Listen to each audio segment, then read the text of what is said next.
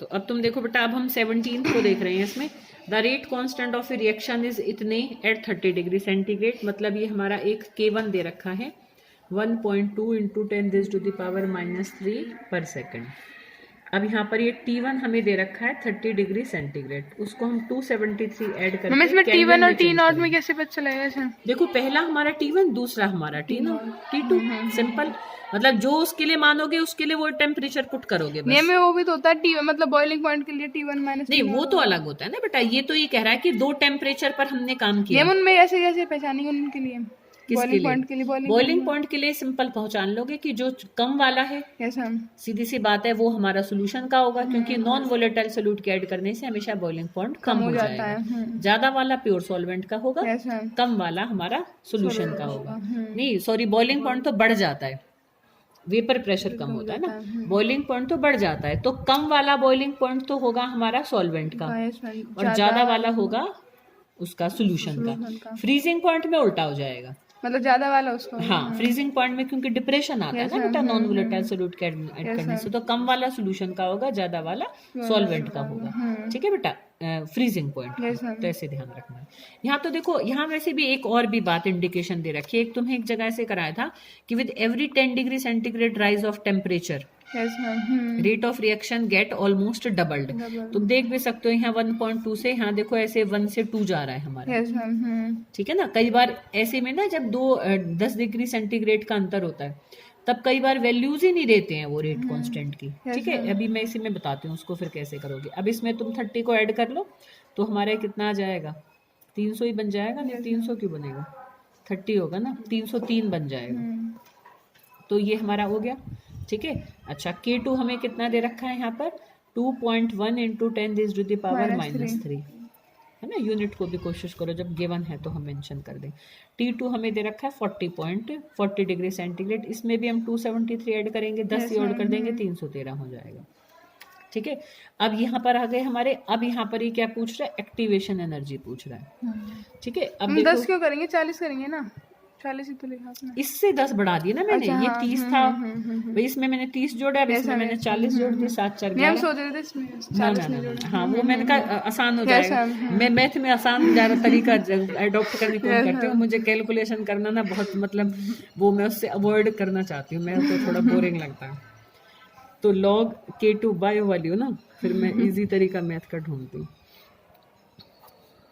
2.303 R, ओ log यहाँ नहीं है बेटा, T2 minus T1 upon T1 into T2। ठीक है, अब देखो हमारा K2 दे रखा है 2.1 इंटू 10⁻³ 1.2 इंटू 10⁻³, ठीक है, -3 इक्वल टू ये हमें निकालना है 2.303 इंटू 8.314।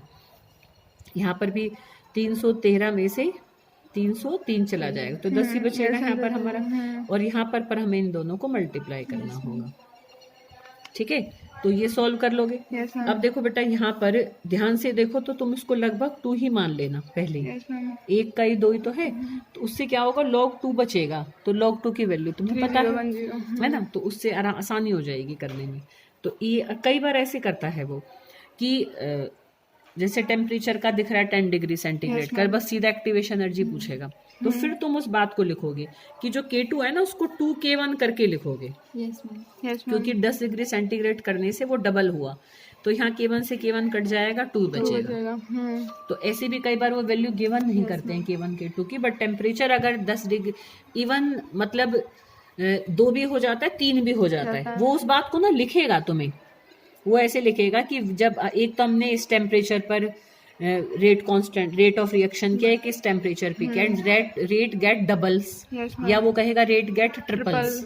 तो वो जो कहेगा उस वो ही तुम लॉग की वैल्यू वहाँ पुट करोगे, क्योंकि K1 दुगना हो जाएगा, K2 मतलब, या फिर तिगुना हो जाएगा। ठीक है, उस हिसाब से करना। मैं आप कह रहे थे टेम्परेचर नहीं दिया हो तो कैसे करेंगे? नहीं, टेम्परेचर तो सॉरी दिया होगा, K1 K2 नहीं दिए होंगे, तो हम करेंगे। ठीक है, अब यहाँ से तुम log 2 की वैल्यू रख के 0.3010 into 2.303 into 8.314 upon is equal to ये एक्टिवेशन एनर्जी, और जूल में आंसर को करना, क्योंकि यहाँ तुमने इस वैल्यू को जूल में पुट किया। ठीक है, अच्छा ये हो गया। अब ये लास्ट हम देखें। अच्छा एक और है, calculate the freezing point of a solution. ये तो कर लोगे, देखो एकदम आसान है। Freezing point of a solution, जैसे अभी हमने बॉइलिंग पॉइंट का किया था, मतलब यहाँ पर T1 निकालना है सोल्यूशन का, containing 0.52 gram of glucose in 80.2 gram of water, WB WA और KF दे रखा है, निकल जाएगा। ठीक है। A chemical reaction 2A 4B plus C occur in a closed vessel if concentration of B is increased by this in 10 second. ठीक है। Calculate rate of appearance of B। देखो बेटा इसमें ना, देखो ये इसको ऐसे करके दे रखा है, ये है answer 20th। 2A is equal to 4B plus C। ठीक है। अब देखो ये कह रहा है कि हम इसने कंसंट्रेशन ऑफ B दी, तो अब अगर जैसे मैं इसको अगर ऐसे एक्सप्रेस करूं dB ओवर dt, भाई अगर खाली मुझे BB से मतलब है, क्योंकि वो कुछ उसको रेट से रिलेट नहीं कर रहा, ये कह रहा है concentration of B is increased by this in 10 second, बस 10 सेकेंड में वो इतना बन जाता है। तो ये rate of appearance of B है खाली। तो ये हमें दे रखी है 5 × 10⁻³ अपॉन में 10। ठीक है ना बेटा।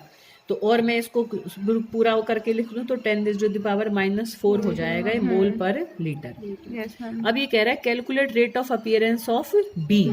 अच्छा ये B का ही था क्या? एकदम B का ही था। B का ही तो दे रखा है, बस फिर तो ये सीधा ही हो जाएगा, इसमें तो और कुछ हमें करना ही नहीं है, क्योंकि ये हमने rate of appearance of B ही तो निकाला है, यही आ गया आंसर। ठीक है बेटा। अगर इसमें मान लो A का पूछा होता मतलब मुझे लग रहा है कि इसको थोड़ा अगर और कॉम्प्लिकेट करें, क्योंकि ये तो एकदम सिंपल हो गया, तो B और A आपस में कब रिलेट होंगे? अगर मान लो वो DA ओवर DT को पूछता तुमसे, तो पहले तुम उसको DB ओवर DT के बराबर करते, पर उसको वो कब बराबर होता? जब हम इनको इनके कोफिशिएंट से डिवाइड करते चलेंगे। तो यहाँ पर हम 1/4 करेंगे, यहाँ पर 1/2 करेंगे। अब हमें ये निकालना है, ये दे रखा है, तो 2 को मैं इधर ले जाऊंगी, फिर ये 2 × 4 × 5 × 10⁻⁻4 करके हमारा आंसर आएगा। अब मैं 2 को इधर ले जाऊंगी तो यहाँ पर ये हमारा माइनस करेंगे, तो ये -DA ओवर DT बचेगा।